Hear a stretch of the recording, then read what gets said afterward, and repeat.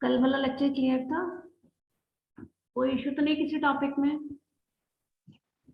No ma'am. 2 minute बस देखते हैं फिर स्टार्ट करते हैं।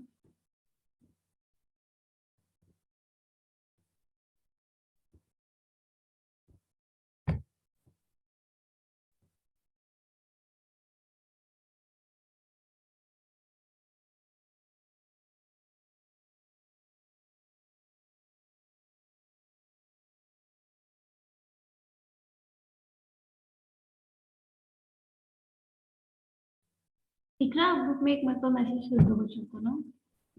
तो मैंने किया तो है, कर दूंगी। क्लास स्टार्ट जी हो मैम। गई।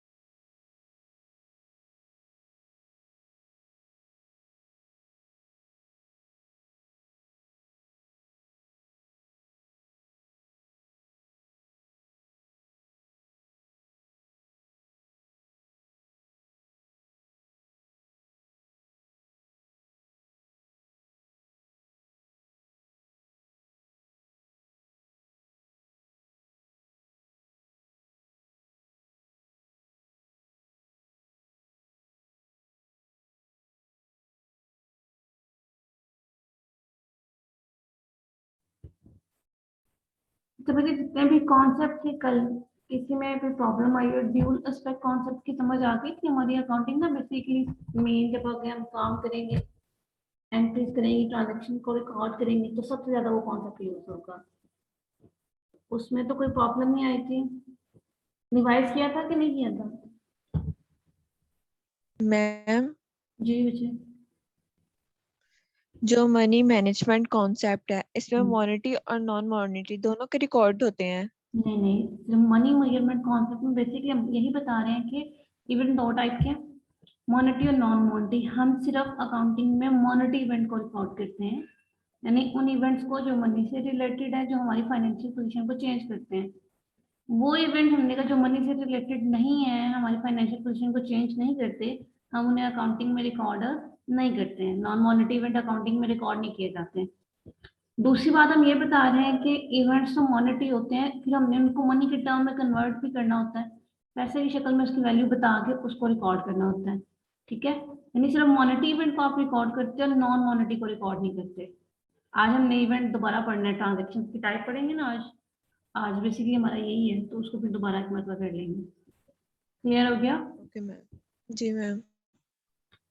चलिए फिर स्टार्ट करते हैं। कल हमने ना अकाउंटिंग प्रिंसिपल्स पढ़े थे, स्टार्ट किए हुए थे। हमने कहा था इसकी दो टाइप्स होती हैं, या दो कैटेगरीज में इसको डिवाइड करते हैं। एक को हमने अकाउंटिंग कॉन्सेप्ट कहा था, एक हम कहते हैं अकाउंटिंग कन्वेंशन।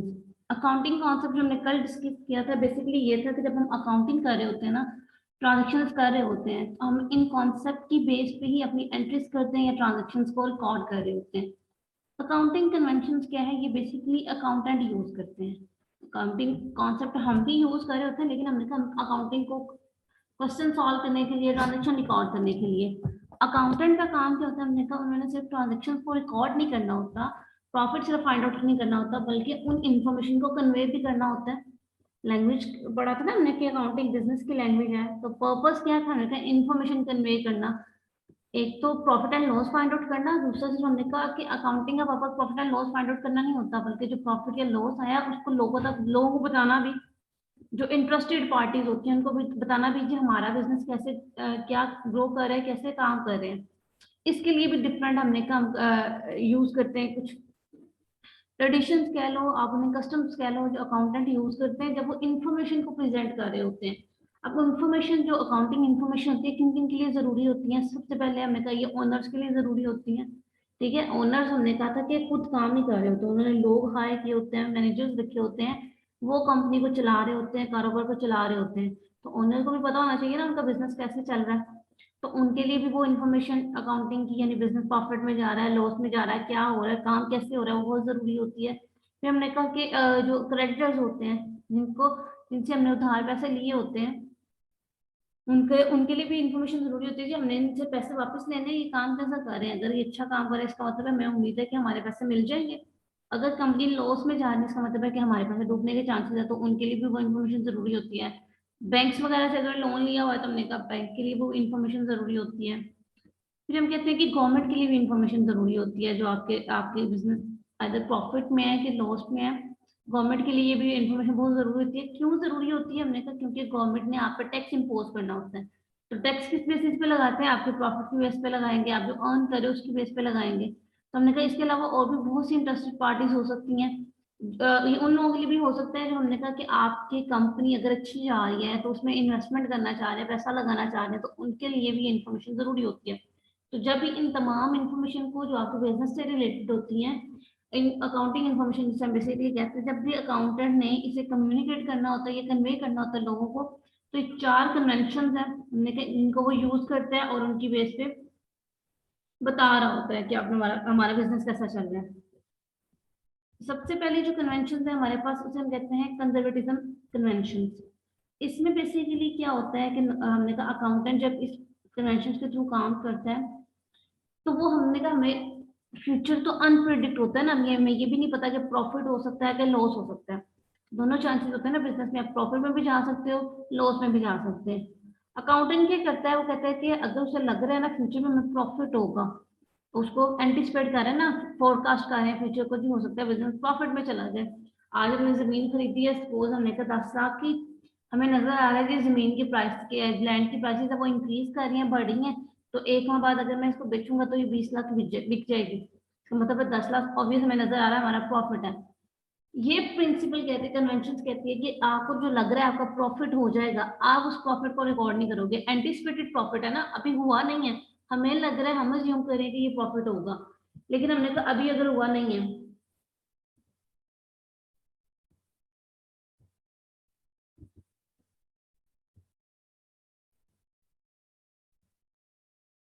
तो हमने कहा कि ये प्रॉफिट क्यों हमें लग रहा है। बच्चे 2 मिनट।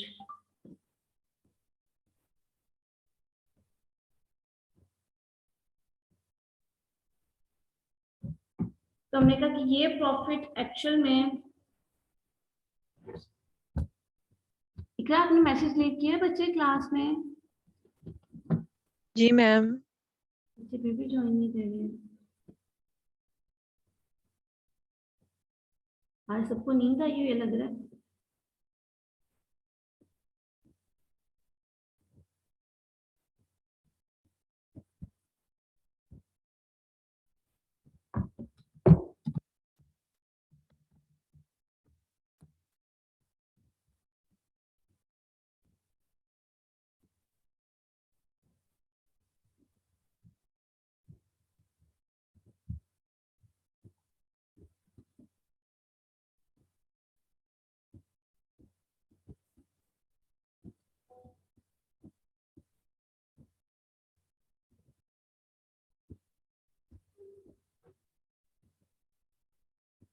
ओके बच्चे, अब हमें क्या, हमें प्रॉफिट भी हो सकता है और लॉस भी हो सकता है फ्यूचर में, दोनों चांसेस हैं।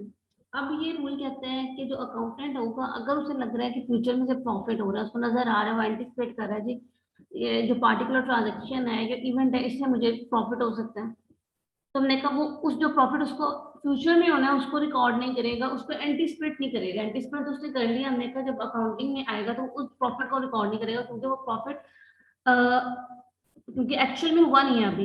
लेकिन हमने कहा जो अगर उसे लग रहा है कि फ्यूचर में लॉस होगा, जैसे हमने सपोज पैसे दिए हुए थे किसी को, हमारे क्रेडिट सेल की हुई थी, हमारे डेटर्स जनरेट हुए हुए थे। डेटर्स कौन लोग होते हैं, हमने कहा जिनसे हमने फ्यूचर में पैसे लेने होते हैं। अगर हमने क्रेडिट सेल की हुई है, लेकिन हमने कहा जिसको हमने बेचे हुए हैं, सपोज इकरा ने अरीज को बेची थी चीजें 10,000 की, अरीज पाकिस्तान छोड़ के भाई चली गई। अब इकरा आपको ऑब्वियस नजर आ रहा है ना कि अब मुझे ये पैसे नहीं मिलेंगे, तो बाहर चलेगी, पता नहीं कब वापस आती है कि नहीं आती पाकिस्तान के, क्या बाहर ही रहे, कोई पता नहीं। आपको तो आगे चलो कि आपको लग रहा है ये मेरा लॉस हो गया, अभी एक्चुअल में लॉस हुआ नहीं है, क्योंकि इसने आपको 1 महीने के बाद पैसे देने थे, ये बाहर चली गई, अब पता नहीं है ये 1 माह के बाद पाकिस्तान वापस आए कि ना आए। अब हमने कहा ये तो मेरा लॉस हो गया, मुझे तो लग रहा है मेरा लॉस हो जाएगा, क्योंकि ये तो बाहर चली गई है, इसका कोई पता नहीं वापस आती है कि नहीं आती। अब ये आपको ऑब्वियस लॉस नजर आ रहा है, तो ये प्रिंसिपल कहता है कि अगर आपको लगे कि फ्यूचर में आपको लॉस होगा तो उस लॉस के लिए आज ही कुछ ना कुछ कर लो, लेकिन अगर लग रहा है कि फ्यूचर में प्रॉफिट होगा तो उस प्रॉफिट को कंसीडर नहीं करो, उसके बारे में कोई ट्रीटमेंट नहीं करोगे। लॉस के बारे में हम क्या ट्रीटमेंट करते हैं, हमें अगर लगता है कि फ्यूचर में हमें एक्सपेक्टेड लॉस होगा तो उसके लिए हम प्रोविजन क्रिएट कर लेते हैं। अब प्रोविजन क्या होती है, ये बेसिकली ये होता है कि अपने प्रॉफिट में से थोड़े पैसे निकाल के साइड पे रख दो, कि जब हमें फ्यूचर में जो भी लॉस है, जैसे इसको तुम्हें लग रहा है ये वापस नहीं आएगी और जो मैंने इसको पैसे दिए वो पैसे डूब जाएंगे, तो बेसिकली उसे हम कहते हैं कि ये बैड डेट हो गया। डेट कर्जा होता है, अगर पैसे वापस ना मिले हम कहते हैं ये बैड डेट हो गया। अब ये तुम्हें लग रहा है ये वापस नहीं आएगी, पैसे डूब जाएंगे, तो उनके उस नुकसान को पूरा करने के लिए तुम आज ही पैसे साइड पे रख लो, प्रॉफिट में से कुछ हिस्सा निकाल के रख लो कि तो ये पैसे वापस नहीं भी करती तो मैं अपना नुकसान यहाँ से पूरा कर लूंगी। ठीक है, तो वो अपने अपने प्रॉफिट में से निकाल के साइड पे रखते हैं। तो आप अगर कोई भी एक्सपेक्टेड लॉस होता है तो उसको ट्रीट करने के लिए आप प्रोविजन क्रिएट कर लेते हो।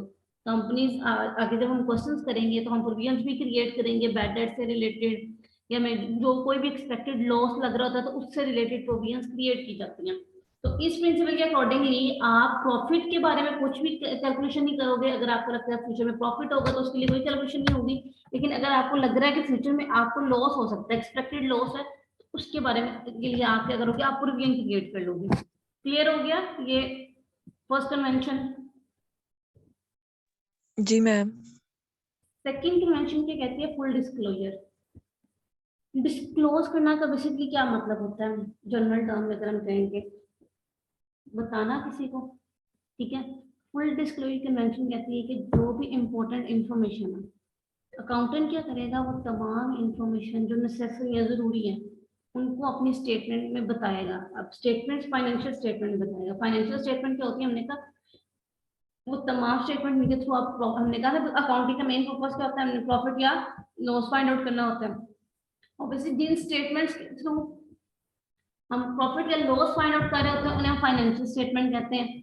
फाइनेंशियल स्टेटमेंट या बिजनेस के बारे में ये बताना कि बिजनेस प्रॉफिट में जा रहा है या लॉस में जा रहा है, किन लोगों के लिए इंपॉर्टेंट होगा। मैंने आपको पहले बताया कि डिफरेंट लोग होते हैं जो इंटरेस्टेड होते हैं बिजनेस में। वहां पे आपके इन्वेस्टर्स जो बिजनेस में इन्वेस्ट करना चाह रहे हैं, आपके ओनर्स हो गए, क्रेडिटर्स हो गए, ये सारे लोग इंटरेस्टेड होते हैं बिजनेस में। तो इन सब के लिए बिजनेस के बारे में जानना बहुत जरूरी होता है। और ये किसके थ्रू जानते हैं, हमने कहा जो आप अपनी स्टेटमेंट इशू करते हुए नहीं आप बताते हो कि आपका बिजनेस प्रॉफिट में जा रहा है कि लॉस में जा रहा है, उसके थ्रू ये आपके बिजनेस के बारे में जानते हैं। ये प्रिंसिपल क्या कहता है कि आपके बिजनेस के जितने भी इंपॉर्टेंट इवेंट हुए हैं, जितनी भी इंपॉर्टेंट इन्फॉर्मेशन है, आप सारी की सारी अपने स्टेटमेंट में बताओगे। अच्छा, हमारे पास ना दो चीजें होती हैं। एक तो होता है हम जब अपना स्टेटमेंट बनाते हैं ना, फाइनेंशियल स्टेटमेंट, हमें बताते हैं कि बिजनेस को प्रॉफिट हो रहा है या लॉस हो रहा है। ये स्टेटमेंट हम पब्लिश भी करते हैं। एक डेट होती है इनकी बनाने की, आपने अपना प्रॉफिट निकाल लिया। कुछ कंपनी, आगे जब हम टाइप्स पढ़ेंगे, कुछ कंपनीज के लिए रिस्ट्रिक्शन होती हैं कि वो जो उन्होंने स्टेटमेंट बनाई है, उन्होंने दिखाया जी वो प्रॉफिट में जा रहे हैं या लॉस में जा रहे हैं, उन स्टेटमेंट को वो पब्लिश भी करेंगे। वो जो पब्लिश स्टेटमेंट होती है वो तमाम लोगों तक पहुंचती है, फिर वो उसके उन पब्लिश स्टेटमेंट के थ्रू ही आपको आपके बिजनेस के बारे में जानते हैं कि प्रॉफिट में जा रहा है कि लॉस में जा रहा है। और वो कहते हैं कि आपको वो तमाम स्टेटमेंट, अपने बिजनेस स्टेटमेंट जो आपको फाइनेंशियल स्टेटमेंट है उनके बारे में, बिजनेस में जो भी इंपॉर्टेंट इवेंट हुआ है, कोई भी नेसेसरी इंफॉर्मेशन थी, कोई भी ऐसा इंफॉर्मेशन थी जो जरूरी थी बताना, आप उसमें वो सारी बताओगे। चाहे वो स्टेटमेंट के अंदर बताओ, कि जब फाइनेंशियल स्टेटमेंट जहाँ आप प्रॉफिट लॉस कैलकुलेट करते हो, या नोट्स में नीचे हेडिंग देके बता दो जी ये हमारा बिजनेस इंपॉर्टेंट इवेंट हुआ था, ये जो भी एक्टिविटी परफॉर्म हुई थी, वो आप सारी इन्फॉर्मेशन बताओगे। क्या है, चाहे वो जो इंफॉर्मेशन है वो आपकी जो फाइनेंशियल स्टेटमेंट बनने के बाद हुई है, आपने फाइनेंशियल स्टेटमेंट बना ली उसके बाद हुई है, अभी स्टेटमेंट पब्लिश नहीं किया, टाइम होता है कि एक माह बाद आप पब्लिश करोगे, 2 माह बाद पब्लिश करोगे, तो उसने कहा उनके दरमियान अगर कोई इवेंट हुआ है तो आप वो भी बताओगे। ठीक है, अब जो इवेंट क्या हो सकते हैं किसी बिजनेस के बारे में, इंपॉर्टेंट इवेंट जो आप हमने कहा नोट्स में बताओगे या लोगों को बताओगे कि ये फाइनेंशियल, आप हमारे फाइनेंशियल स्टेटमेंट के अकॉर्डिंगली ये इंपॉर्टेंट इवेंट क्या है। उनमें से कुछ हो सकता है कि आपकी कंपनी पे किसी ने केस किया हो, यानी आपकी प्रोडक्ट, आप सपोज कोई भी प्रोडक्ट टूथपेस्ट सेल करते थे, एक कस्टमर ने टूथपेस्ट बाय किया, उससे उसको कोई साइड इफेक्ट हो गया तो उसने आपकी कंपनी पे केस कर दिया। अभी कंपनी पे केस चल रहा है, ये इंपॉर्टेंट इवेंट है, तो आप ये भी बताओगे अपनी, ताकि जो लोग आपकी कंपनी में इन्वेस्ट करना चाह रहे हैं, पैसा लगाना चाह रहे हैं, उनके लिए ये ज्यादा मतलब उनको हेल्पफुल होगा कि वो आपकी कंपनी के बारे में जान सके। अगर उन्हें इन्वेस्ट करना है कि नहीं करना, तो हमने कहा कहते हैं फुल डिस्क्लोजर देना, जो भी इंपॉर्टेंट नेसेसरी इवेंट है वो तमाम आप बताओगे, चाहे वो बैलेंस शीट बनने के बाद हुए, लेकिन हमने कहा कि फाइनेंशियल स्टेटमेंट पब्लिश होने से पहले हो गए, तो आप वो तमाम इंफॉर्मेशन बताओगे। अच्छा, इसमें एक टर्म उससे यूज की कॉन्टिजेंट लायबिलिटी की, जब हम आगे जाएंगे ना तो हम इसको लायबिलिटीज की टाइप पढ़ेंगे और फिर ये वहीं पे डिस्कस कर लेंगे। फुल डिस्क्लोजर की वजह समझ आ गई, इसमें कोई इशू? क्लियर है? जी मैम। नेक्स्ट है हमारे पास कंसिस्टेंसी। अच्छा, ये कन्वेंशन की कहती है कि आप अपनी ट्रांजेक्शन्स को जो डील कर रहे हो, एक तरह की ट्रांजेक्शन डील करने के लिए क्या करोगे, एक ही मेथड यूज करोगे। ये नहीं कि आप आए दिन मेथड चेंज करते रहो। जैसे कल हमने कोस्ट कॉन्सेप्ट पढ़ा था, हमने इसमें ये पढ़ा था कि कोई भी एसेट आप परचेज करोगे वो कोस्ट पे रिकॉर्ड किया जाएगा। तो अब हमने कहा कि सेम नेचर का अगर एसेट बार बार आप परचेज करते रहोगे, सपोज अगर हम लैंड परचेज किया, हमने 2 माह बाद फिर लैंड परचेज किया, फिर 1 माह बाद लैंड परचेज किया, तो अब हमने कहा 3 दफा हमने लैंड परचेज कर दिया। अब जब इसको रिकॉर्ड करना है तो ये नहीं है कि पहली मरतबा आप कोस्ट पे रिकॉर्ड करो, जब दूसरी मरतबा खरीद दिया तो आप मार्केट वैल्यू पे आ जाओ। तो हमने कहा ऐसा नहीं करना। ये प्रिंसिपल कन्वेंशन क्या कहती है कि जो आपने किसी ट्रांजेक्शन को डील करने के लिए, उसे रिकॉर्ड करने के लिए एक मेथड यूज कर लिया ना, कंसिस्टेंट रहना उसके साथ। अगर उस नेचर के ट्रांजेक्शन दोबारा हो तो वही मेथड यूज करना है, मेथड चेंज नहीं करना, अनटिल अनलेस कि आपके पास कोई सॉलिड रीजन हो ऐसा करने की, उस मेथड को चेंज करने की। क्लियर हो गया? लेकिन इसका मतलब ना, कुछ लोग कहते हैं कि जी ठीक है जी, ये तो आप कह रहे हो कि एक ही मेथड यूज करना है, लेकिन इसका मतलब ये नहीं है कि तमाम ट्रांजेक्शन के लिए एक ही मेथड यूज करना है। हमने कहा नेचर पे डिपेंड कर रहा होगा कि किस किस्म की ट्रांजेक्शन यूज कर रहे हैं, हमारा रूल क्या कहता है उसके बारे में। उसको बार बार अगर रिकॉर्ड करना पड़े उस नेचर की ट्रांजेक्शन को, तो सेम मेथड होगा। अगर नेचर डिफरेंट है ट्रांजेक्शन की, तो हमने कहा मेथड डिफरेंट होगा। क्लियर हो गया? जी मैम। फिर है मटेरियलिटी कॉन्सेप्ट। मटेरियल इंफॉर्मेशन की जब बात करते हैं ना, हमने कहा ये वो इंफॉर्मेशन होती है जो बहुत ज्यादा इंपॉर्टेंट होती है, जो अगर किसी शख्स को उनके बारे में नॉलेज हो तो उसका डिसीजन चेंज हो सकता है। जब कोई कहना ये आइटम मटेरियल है, ये इंफॉर्मेशन मटेरियल है, नॉर्मली इंफॉर्मेशन के बारे में बात करते हैं, तो हमने कहा ऐसी इंफॉर्मेशन जो अगर किसी को उनके वो जानते हैं तो उनका डिसीजन चेंज हो जाता है, वो मटेरियल इंफॉर्मेशन होती है। तो ये कॉन्सेप्ट कहता है कि कोई भी इवेंट हो जो मटेरियल हो, जिनकी इंफॉर्मेशन ऐसी हो कि अगर जो यूजर है फाइनेंशियल स्टेटमेंट का, यानी जो उसके इन्वेस्टर्स हैं, ओनर्स हैं, प्रोप्राइटर्स हैं, ठीक है, जो बैंक्स वगैरह है, गवर्नमेंट है, अगर उनको वो इंफॉर्मेशन पता हो तो उनका डिसीजन चेंज हो सकता है। आपकी कंपनी के बारे में हो सकता है वो अपनी कंपनी में इन्वेस्ट ही ना करना चाहे, कंपनी को छोड़ के जाना चाहे। तो ये प्रिंसिपल कहता है कि आप वो तमाम इंपॉर्टेंट इवेंट या इंफॉर्मेशन के बारे में मटेरियल इंफॉर्मेशन बताओगे फाइनेंशियल स्टेटमेंट में। अब जब हम फाइनेंशियल स्टेटमेंट बनाते हैं ना, ये फ्री ऑफ कॉस्ट नहीं बनती, इस पे पैसे लगते हैं, आपको स्टाफ हायर करना पड़ता है, आपको हर ट्रांजेक्शन को, हमने कहा कंपनी में तो मिलियन ऑफ ट्रांजेक्शन होती हैं, एक ट्रांजेक्शन नहीं होती। हमने कहा हो सकता है कि दिन में उसमें हजारों ट्रांजेक्शन होती हैं, हर ट्रांजेक्शन को रिकॉर्ड करना, वैल्यूएट करना, बाद में profit and loss find out करना, फिर हमने कहा स्टेटमेंट बनाना, उस स्टेटमेंट को पब्लिश करना, इन सब पे पैसे लगते हैं।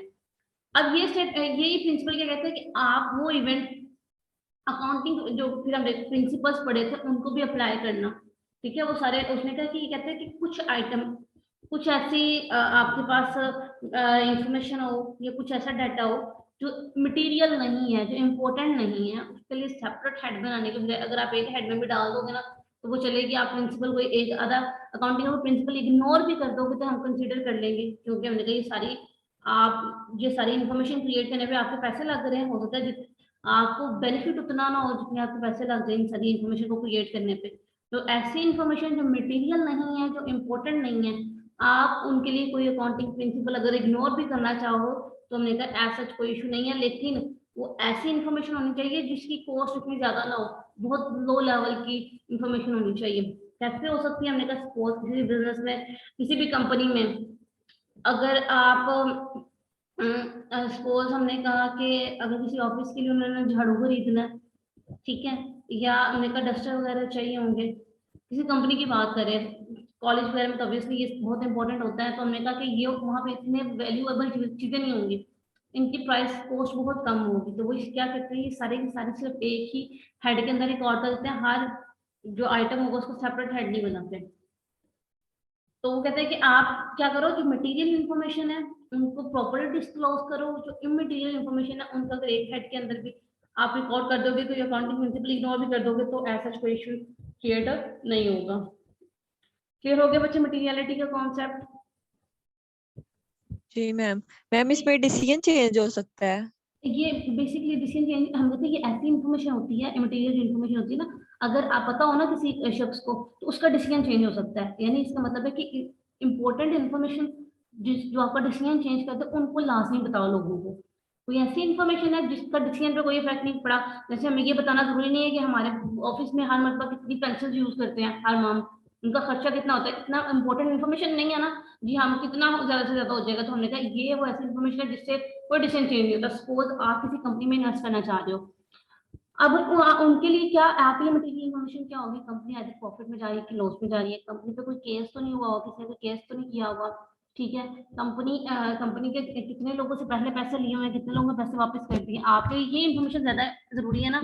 अगर आपको मैं ये कहूँगी आप ये देखो जी किसी बिजनेस, ये कंपनी जो है हर साल हर माह ये कितने पेंसिल यूज करती हैं, जो स्टाफ रखा हुआ है पेंसिल रिक्वायर्ड होंगी, मार्कर रिक्वायर्ड होंगे, तो कितने यूज करती हैं, आपने इन्वेस्टमेंट करनी है, तो अब आपके लिए ये जो पेंसिल वगैरह देखना, मार्कर कितने यूज करते हैं, ये इन्फॉर्मेशन जरूरी नहीं है। आपको मटेरियल लगे, आप कह रहे ये क्या, ये इससे क्या मुझे पता चलेगा, मेरे लिए तो ये ज्यादा इंपॉर्टेंट है ना कि बिजनेस यदि इन्होंने कितने लोगों से पैसे लिए हुए हैं, कितनों के वापस किए हैं, प्रॉफिट में जा रहे हैं कि लॉस में जा रहे हैं, ठीक है। अब आपके लिए वो इन्फॉर्मेशन ज्यादा जरूरी है, यानी आपके लिए आप वो देख लो जो आपको इम्पोर्टेंट लग रही है, ठीक है। तो ये प्रिंसिपल भी यही कहते हैं अकाउंटेंट को, जो इन्फॉर्मेशन इंपॉर्टेंट है, जो आपको लगता है कि जो जिसे आपके फाइनेंशियल स्टेटमेंट को पढ़ना है, इस्तेमाल करना है, उसका डिसीजन बदल देगी।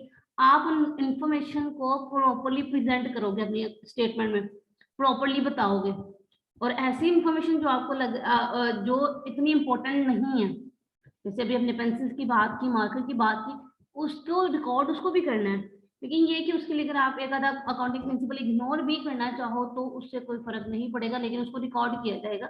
लेकिन जो मटेरियल है उसके लिए तमाम अकाउंटिंग प्रिंसिपल्स को फॉलो करोगे, सबको कंसिडर करके उसको रिप्रेजेंट करोगे। ये बेसिकली जो कॉन्सेप्ट कन्वेंशन है ना, तीनों चारों, फुल डिस्क्लोजर, मटेरियलिटी, ये सारे कॉन्सेप्ट कन्वेंशन कौन यूज करता है, ये अकाउंटेंट यूज करेगा। कब यूज करेगा, जब वो फाइनेंशियल स्टेटमेंट बनाएगा, तब उनको ये चारों पॉइंट वो कंसीडर करते हुए ही स्टेटमेंट बनाएगा। उनको स्टेटमेंट ने पब्लिश होना और लोगों तक जानी है, लोगों ने उसे पढ़ना और उसको इस्तेमाल करना है। क्लियर हो गया बच्चे? जी मैम। अच्छा, हमने ट्रांजेक्शन्स का पढ़ा हुआ था, उसको थोड़ा सा आज इसका है हमने करना है। हमने उसे मैंने आपको बताया था ट्रांजेक्शन्स और इवेंट की हमने बेसिकली बात की थी। अब ट्रांजैक्शन किसी भी बिजनेस के लिए बहुत ज्यादा इंपॉर्टेंट होती है। अकाउंटिंग बेस ही ट्रांजैक्शन पे कर रही है, अगर ट्रांजैक्शन नहीं होगी ऑब्वियसली कोई अकाउंटिंग नहीं होगी। अगर डाटा ही नहीं है तो रिकॉर्ड क्या करना है, तो हम इसे कहते हैं कि बेसिकली ये ब्लड है, जो ट्रांजैक्शन होती है ना अकाउंटिंग का ब्लड होती है जी, इसके बगैर अकाउंटिंग काम ही नहीं करती, या फाउंडेशन है अकाउंटेंट की। तो हमने कहा इसके लिए सबसे पहले तो आपको अंडरस्टैंडिंग होनी चाहिए ट्रांजैक्शन एक्चुअल में होती क्या है। हमने उस दिन भी बात की थी ट्रांजैक्शन क्या होती है, हमने कहा ये बेसिकली मॉनेटरी इवेंट होते हैं जिनको मनी के टर्म में मेजर कर सकते हैं, जो आपकी फाइनेंशियल पोजीशन को चेंज कर सकते हैं। ऐसा इवेंट जो आपकी फाइनेंशियल पोजीशन चेंज कर दे और मनी के टर्म में मेजर भी किया जाए तो हम उसे कहते हैं ये ट्रांजैक्शंस है। इवेंट उस दिन हमने डिस्कस किए थे, कितनी टाइप्स के होते हैं इवेंट, होता क्या है? मोनेटी और नॉन मोनेटी। नॉन मॉनेटरी, मॉनेटरी कौन से होते हैं?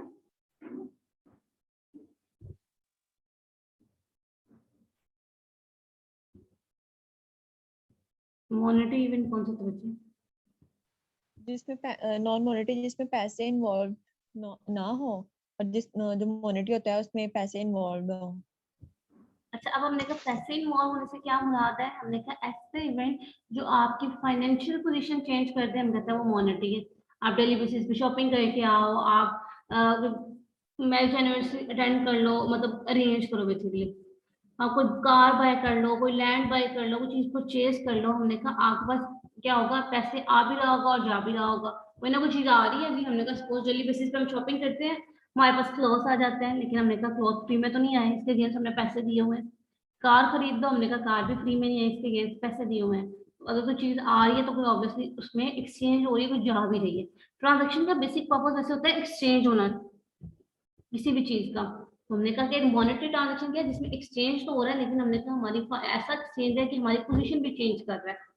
ठीक है, नॉन मॉनेटरी हमने कहा जो इवेंट तो है लेकिन ये हमारी मनी से रिलेटेड नहीं है, ये हमारी फाइनेंशियल पोजीशन को चेंज नहीं करता, हमने कहा वो नॉन मॉनेटरी इवेंट होते हैं। आप मोबाइल पे गेम खेल रहे थे, आपने वो विन कर ली, कोई लेक्चर ले लिया, तो हमने कहा ये सारे नॉन मॉनेटरी इवेंट है, आपकी फाइनेंशियल पोजीशन को चेंज नहीं करते। और ये भी हमने बात की थी अकाउंटिंग में हम किन इवेंट को रिकॉर्ड करते हैं, मॉनेटरी को रिकॉर्ड करते हैं कि नॉन मॉनेटरी इवेंट को रिकॉर्ड करते हैं।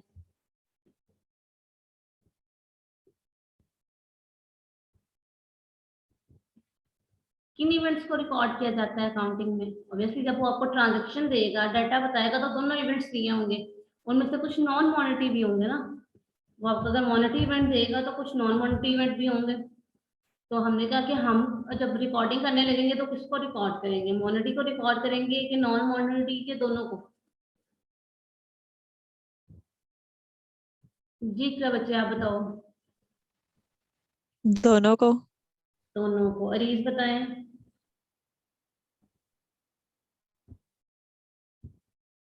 मैंने आगे भी थोड़ी देर पहले भी आपको बताया है कि अकाउंटिंग में सिर्फ मॉनेटरी इवेंट रिकॉर्ड किए जाते हैं। आपने मनी मेजरमेंट कॉन्सेप्ट पूछा था ना, वो बेसिकली यही था ना, कि हमने कल भी डिस्कस किया था कि उसका मतलब क्या था कि सिर्फ मॉनेटरी इवेंट ही रिकॉर्ड करने हैं अकाउंटिंग में। जब वो आपको डाटा प्रोवाइड करेगा उसमें कुछ मॉनेटरी भी होंगे, कुछ कुछ नॉन मॉनेटरी भी होंगे, लेकिन हम क्या करेंगे, हमने सिर्फ मॉनेटरी इवेंट ही रिकॉर्ड करने हैं अकाउंटिंग में। नॉन मॉनेटरी इवेंट को अकाउंटिंग में रिकॉर्ड नहीं करना। हम ये नहीं कह रहे कि वो इवेंट नहीं है, ऑब्वियसली वो इवेंट है, लेकिन हमने कहा हम ये कह रहे हैं, हमारा मनी मेजरमेंट कॉन्सेप्ट ये कहता है हमने सिर्फ वही इवेंट रिकॉर्ड करने हैं जो मॉनेटरी हैं। और मॉनेटरी इवेंट का मैंने आपको एक और नाम भी बताया था, क्या नाम होता है मॉनेटरी इवेंट का? काउंटिंग में क्या कहते हैं?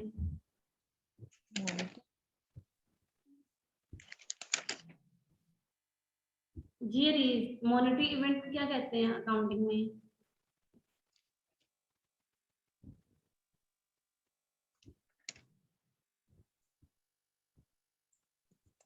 चलिए इतना आप बता। Transaction. Transaction, very good. Monetary event का एक और क्या नाम है? ट्रांजैक्शन। अब जब भी हम पढ़ेंगे आगे, हम मॉनेटरी इवेंट का वर्ड ना भी यूज करें, हम ट्रांजैक्शन का वर्ड ही यूज करेंगे, और ट्रांजैक्शन के वर्ड से आपको पता लग जाएगा ये मॉनेटरी इवेंट है। अच्छा जी, ट्रांजैक्शन की जब बात करते हैं, मैंने भी आपको पहले बताया था, इसका नॉर्मली मतलब क्या होता है? एक्सचेंज करना। ठीक है, तो हमने कहा सम टाइम एक्सचेंज का किसी भी चीज का हो सकता है, इंफॉर्मेशन का हो सकता है, आपको जर्नल पर्पज तो इसका यही है कि आप एक्सचेंज कर रहे हो, लेकिन क्या हर एक्सचेंज को हम कह देंगे कि ये ट्रांजैक्शन है? ऑब्वियसली नहीं। हमने कहा हम जब भी किसी चीज को ट्रांजैक्शन के तौर पे कहते हैं ना, ये ट्रांजैक्शन के तौर पे रिकॉर्ड करते हैं, तो उस चीज में दो फीचर्स होने चाहिए। पहला क्या फीचर्स होना चाहिए, मतलब दो कंडीशन हैं जी, जब इसको कहें कि हमने इसको एज ट्रांजैक्शन रिकॉर्ड करना है, जब हम कह रहे हैं कि कोई ट्रांजैक्शन है, तो दो होनी चाहिए। पहली बात तो ये कि वो जो पार्टिकुलर इवेंट हो ना, उसको मनी के टर्म में मेजर कर सको, मॉनेटरी इवेंट कह रहे हैं ना, तो मनी के टर्म में एक तो मेजर किया जा सके। दूसरा उसका इंपॉर्टेंट कंडीशंस क्या होनी चाहिए कि वो आपकी फाइनेंशियल पोजीशन चेंज कर दे। अगर किसी इवेंट में ये दो प्रॉपर्टीज होंगी, तो मनी के टर्म में मेजर कर सको, दूसरा वो आपकी फाइनेंशियल पोजीशन चेंज कर सके, हमने कहा वो मॉनेटरी इवेंट होगा, और वो उसे हम ट्रांजेक्शन कहेंगे और उसे अकाउंटिंग में रिकॉर्ड करेंगे। क्लियर हो गया? ये दो कंडीशन मस्ट है, एक तो वो आपकी फाइनेंशियल पोजीशन चेंज कर रहा हो, दूसरी बात क्या है कि वो आप मनी के टर्म में भी उसे मेजर कर सको। हमने कहा फिर उसे आप रिकॉर्ड करते हो अकाउंटिंग में एज अ ट्रांजेक्शन। अब फीचर्स की बात करें कि ये दो कंडीशन समझ आ गई ना, कि जब हम किसी भी इवेंट को ट्रांजेक्शन कहेंगे तो उनमें ये दो प्रॉपर्टीज लाजमी होनी चाहिए, ये मस्ट है, ये दो कंडीशन है बेसिकली। ये क्लियर हो गई है ये दो कंडीशन? जी, मनी के टर्म में भी मेजर कर सको जी मैम। और वो आपकी फाइनेंशियल पोजीशन भी चेंज कर दे, तो हम कहते हैं कि ठीक है जी ये इवेंट ट्रांजेक्शन है, आप हम इसे एज अ ट्रांजेक्शन अकाउंटिंग में रिकॉर्ड कर सकते हैं। इन दो कंडीशन में तो कोई इशू नहीं है बच्चे। No ma'am. नेक्स्ट वन है कि ट्रांजेक्शन में क्या क्या फीचर्स होने चाहिए, किसी भी इवेंट में क्या फीचर्स होंगे कि हम उसे ट्रांजेक्शन देंगे। बेसिकली चार फीचर्स होते हैं। सबसे पहली बात, वहाँ पे दो पार्टीज होनी चाहिए। ट्रांजेक्शन हमेशा दो पार्टीज के दरमियान होती है, कोई भी ट्रांजेक्शन अगर होगी ना, दो लोग होंगे। जैसे आप बैंक से लोन ले लो, तो हमने कहा दो लोग भी इन्वॉल्व है, एक आप हो एक बैंक इन्वॉल्व है। आप किसी से कुछ चीज परचेज कर लो, लैंड परचेज कर लो, तो फिर भी दो लोग इन्वॉल्व है, एक खरीदने वाला एक बेचने वाला। क्लियर हो गया? तो हर ट्रांजेक्शन में 2 पार्टीज होंगी। फिर हम बात करते हैं अच्छा, समटाइम कुछ ट्रांजेक्शन ऐसे होती है जहाँ पे 2 पार्टीज नहीं भी होती, तो ये कंडीशन होती है, लेकिन हमने कहा ये फीचर है, बेसिकली मस्ट जरूरी फीचर नहीं है। कुछ ट्रांजेक्शन आगे हम पढ़ेंगे ऐसी। जैसे सपोज आपके बिजनेस आपकी फैक्ट्री में आग लग गई, हमने कहा आपकी मशीनरी पड़ी हुई थी वो जल गई। अब ये भी एक ट्रांजेक्शन है जी, कितने की मशीनरी जली? हमने कहा 10 लाख मशीनरी थी वो जल गई। अब इसको मनी के टर्म में मेजर भी कर सकते हैं। और हमने कहा इससे आपकी फाइनेंशियल पोजीशन क्या चेंज हो जाएगी? 10 लाख की प्रॉपर्टी आपकी जाया चलेगी, ये आपकी फाइनेंशियल पोजीशन को भी इफेक्ट किया ना। अब दो जो कंडीशन जो हमने मस्ट कही थी वो तो इन्वॉल्व है जी, मनी के टर्म में मेजर भी कर सकते हैं, फाइनेंशियल पोजीशन भी चेंज करिए, ये तो लाजमी, ये तो इन्वॉल्व है। ठीक है, अब हमने कहा कि अब ये, लेकिन ये ट्रांजेक्शन में 2 पार्टीज इन्वॉल्व नहीं है। आप वो बिजनेस भी मशीनरी भी आपकी थी, जल गई। क्लियर हो गया? लेकिन हमने कहा फिर भी ये ट्रांजेक्शन है, क्योंकि 2 जो मस्ट कंडीशन थी वो इन्वॉल्व थी। सेकेंड कंडीशन क्या है कि इवेंट को आप मनी के टर्म में मेजर कर सको, जो आगे हमने पढ़ लिया था कि कोई भी ट्रांजेक्शन कब रिकॉर्ड की जाएगी, या कोई भी इवेंट जिसे हम ट्रांजेक्शन कब करेंगे, जब उसको मनी पैसे की शक्ल में आप रिकॉर्ड कर सको, आप बता सको जी मनी की वैल्यू, मनी के टर्म इसकी वैल्यू क्या है। अच्छा, फिर हम कहते हैं कि एक और फीचर क्या होता है कि जो कोई भी ट्रांजेक्शन होगी ना, उसमें एक्सचेंज होगा, ट्रांसफर हो रहा होगा, कोई चीज मुंतकिल हो गई होगी, वो कोई प्रॉपर्टी भी हो सकती है, कोई सर्विस भी हो सकती है। प्रॉपर्टी या सर्विस से क्या मतलब है? सपोज अगर आप किसी से कोई कार खरीदोगे, 40,000 की, अगर हमने कहा सपोज आपने कार खरीदी है, तो जिसने कार खरीदी उसके पास पैसे चले गए, आपके पास कार आ गया as a product, as a property. या अगर हम कहें कि आपने किसी को हायर किया हुआ था, आपने उसको सैलरी, आपने एम्प्लॉय रखा हुआ था कंपनी में, आपने उसे सैलरी दी है, तो सैलरी किसके अगेंस्ट दी है? हमने तो सिर्फ हमारे पास से पैसे चले गए, लेकिन उस पैसे जाने के बदले में हमारे पास क्या है? सर्विस आई। जो एम्प्लॉय था वो हमारे लिए काम करके गया था, वो सर्विस दे के गया था। तो कोई भी ट्रांजेक्शन होगी, या तो आपके पास उसमें प्रॉपर्टी आ रही होगी, कोई प्रोडक्ट आ रही होगी, या सर्विस आ रही होगी। और फिर हम कहते हैं कि इवेंट जो होगा, जो कोई भी जो इवेंट होगा, हम उसे ट्रांजेक्शन कब कहेंगे? जब वो आपकी फाइनेंशियल पोजीशन को चेंज कर दे। आपके पास या तो पैसा आ रहा हो या जा रहा हो। अब फाइनेंशियल पोजीशन जो चेंज होता है ना, बेसिकली 2 तरह का चेंज होता है, एक हम क्वालिटेटिव चेंज कहते हैं, एक क्वांटिटेटिव चेंज कहते हैं। क्वांटिटेटिव चेंज क्या होता है कि आपके एसेट की जो टोटल वैल्यू है ना, एसेट जो लायबिलिटी की टोटल वैल्यू वो चेंज हो जाती है। जैसे हमने बात की थी कि हमने जमीन, हमारी फैक्ट्री में आग लग गई, 40,000 की मशीनरी थी जो खराब हो गई। अब इसका मतलब है आप मशीनरी हमारा एसेट होती है, आपके एसेट 50,000 से कम हो गए। ये आपका जो चेंज आया आपकी फाइनेंशियल में, वो क्वांटिटेटिव चेंज था। क्वालिटेटिव चेंज क्या होता है कि आपके जो एसेट क्या लायबिलिटीज की टोटल वैल्यू चेंज नहीं होती, बल्कि वैल्यू शिफ्ट हो जाती है एक एसेट से दूसरे एसेट में, दूसरे एसेट से तीसरे एसेट में। कैसे? हमने कहा कि आपने मशीन खरीदी, 10,000 की मशीन खरीदी, हमने कहा कैश क्या दिया? मशीन के गैस पैसे दिए, कैश दिए, यानी आपके कैश 10,000 से कम हो गया। लेकिन हमने कहा दूसरी तरफ मशीनरी भी तो 10,000 की आ गई है, वो भी तो क्रिएट हो गई है, तो यानी आपकी टोटल वैल्यू एसेट भी चेंज नहीं हुई। अगर 10,000 गए हैं तो 10,000 आए भी हैं, दूसरे हेड में आ गए, चाहे कैश चला गया, मशीनरी के हेड में आ गए। तो हमने कहा ये जो चेंज होगा ये क्वालिटेटिव चेंज होगा, यानी टोटल एसेट की वैल्यू चेंज नहीं हो रही, सिर्फ शिफ्ट हो रही है एक एसेट से दूसरे एसेट के दरमियान। जबकि क्वांटिटेटिव चेंज में आपकी टोटल वैल्यू ही चेंज हो जाती है, टोटल एसेट की वैल्यू चेंज हो जाती है, या तो बढ़ जाते हैं या कम हो जाते हैं। क्लियर हो गया बच्चे? क्वांटिटेटिव चेंज और क्वालिटेटिव चेंज और जी ट्रांजैक्शन के मैम। फीचर्स, इसमें कोई इश्यू तो नहीं है दोनों चेंजेस में? No ma'am. अच्छा, ट्रांजैक्शन की टाइप्स पढ़ लेते हैं। हमने ट्रांजैक्शन की ना 3 टाइप होती हैं, एक को हम कैश ट्रांजैक्शन कहते हैं, एक को क्रेडिट और एक को पेपर ट्रांजैक्शन। कैश ट्रांजैक्शन क्या है कि आप कोई भी ट्रांजैक्शन हो, अच्छा ट्रांजैक्शन कोई भी इवेंट है ना, मॉनेटरी इवेंट वो ट्रांजैक्शन ही है क्या, चाहे आप सेल करो, चाहे परचेज करो, चाहे एसेट खरीदो, चाहे कोई लायबिलिटी पे करो, कोई एक्सपेंस करो, कोई रेवेन्यू इनकर करो, वो सारी की सारी ट्रांजैक्शन दिया। अच्छा, ट्रांजैक्शन है जब हम कह रहे हैं कोई भी मॉनेटरी इवेंट है जो आपकी फाइनेंशियल पोजीशन चेंज कर रहा है और मनी की टर्म उसको मेजर भी किया जा सकता है, तो हमने कहा वो ट्रांजैक्शन है। अब इसकी टाइप्स क्या है? सबसे पहले कैश ट्रांजैक्शन। कौन सी ट्रांजैक्शन है? हमने कहा ऐसी ट्रांजैक्शन जो अकर हो और आप उसकी पेमेंट फौरन ही कर दो। आपने उसकी कोई भी चीज खरीदी है, अगर फौरन पेमेंट कर दी है, या कोई भी चीज बेची है, अगर उसकी पेमेंट फौरन कर दी है, उसी डेट पे पेमेंट कर दी है, तो हमने कि ये कैश ट्रांजैक्शन है। जैसे हमने कैश सेल पढ़ा था वो भी एक ट्रांजैक्शन है, कैश परचेज पढ़ा था वो भी एक ट्रांजैक्शन है। तो बेसिकली कैश ट्रांजैक्शन ही वही है। तो हमने कहा ऐसी ट्रांजैक्शन जिसकी पेमेंट फौरन कर दो, उसी डेट में कर दो, वो कैश ट्रांजैक्शन होती है। और क्रेडिट क्या होती है, उधार पे भेजना या ऑन अकाउंट पे जिसे कहते हैं। तो हमने कहा ऐसी ट्रांजेक्शन जिसकी पेमेंट आप उसी टाइम ना करो बल्कि अगले दिन या कुछ दिन बाद कर दो, यानी डेट चेंज हो जाए, तो वो क्रेडिट ट्रांजेक्शन होती है। इन दोनों का क्लियर हो गया, कैश ट्रांजेक्शन और क्रेडिट ट्रांजेक्शन। जी मैम। अच्छा, तो अब हम क्रेडिट सेल करते हैं, तो वो कौन सी ट्रांजेक्शन होगी? वो क्रेडिट ट्रांजेक्शन होगी कि कैश ट्रांजेक्शन होगी? अगर उधार चीजें बेचो किसी को,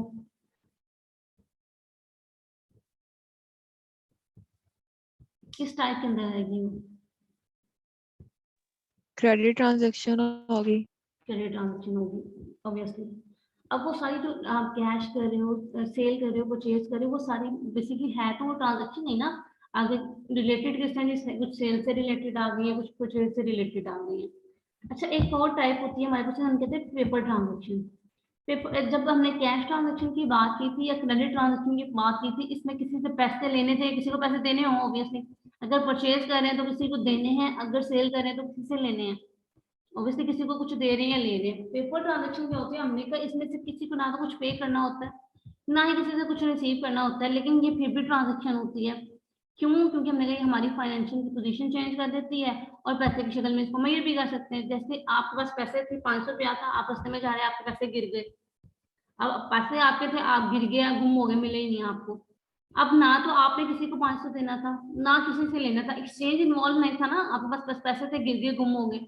लेकिन हमने कहा आपकी पोजीशन चेंज हो गई। क्या चेंज होगी? आपके पास 500 रुपया कम हो गया। अब ये भी एक ट्रांजेक्शन है। तो हमने कहा ये कौन सी ट्रांजेक्शन है? ये पेपर ट्रांजेक्शन है, जिसमें एक्चुअली ना तो आपने किसी से कुछ देना होता है, ना किसी से कुछ रिसीव करना होता है, लेकिन हमने कहा फिर भी आपकी फाइनेंशियल पोजीशन चेंज हो जाती है, तो वो पेपर ट्रांजेक्शन होगी। जैसे फैक्ट्री में आग लग गई, तो हमने कहा ये भी क्या होगी? ये पेपर ट्रांजेक्शन होगी। क्लियर हो गया?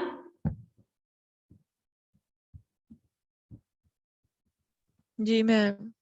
ट्रांजेक्शन की ना फर्दर दो और टाइप्स भी होती हैं, जिन्हें हम कहते हैं कि एक्सटर्नल ट्रांजेक्शन और इंटरनल ट्रांजेक्शन। ये एक्सटर्नल ट्रांजेक्शन क्या होगी? जो आपकी आउटसाइड पार्टीज के साथ होगी, यानी आपके ऑर्गेनाइजेशन के बाहर होगी, आपकी कंपनी के बाहर जो लोग हैं उनके साथ अगर आप कोई ट्रांजेक्शन कर रहे हो, तो हम कहेंगे एक्सटर्नल ट्रांजेक्शन है। आप कोई लैंड खरीद रहे हो, कोई मशीन खरीद रहे हो, तो हमने कहा ऑब्वियसली आप किन लोगों से खरीदोगे? जो आपके ऑर्गेनाइजेशन के बाहर है।